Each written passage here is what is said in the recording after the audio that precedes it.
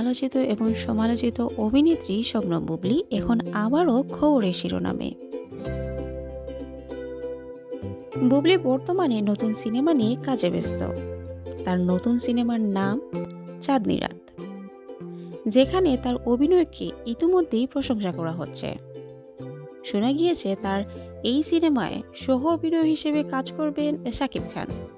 ফ্যানরা খুবই উত্তেজিত, কারণ এই দুজনের জুটিকে টলিউডে বহুবার ভাইরাল হতে দেখা গিয়েছে।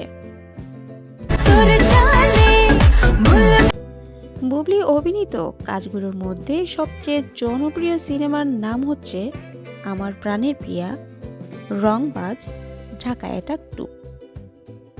এই সিনেমাগুলোতে তার অভিনয়ের দর্শকরা অনেক পছন্দ করেছে।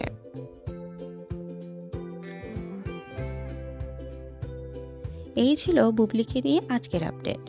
আপনি যদি নতুন খবর জানতে চান, সাবস্ক্রাইব করুন এবং ভিডিওটি লাইক করতে ভুলবেন না। ভবিষ্যতে আরও চমকপ্রদ খবর জানতে চোখ রাখুন আমাদের পাশে।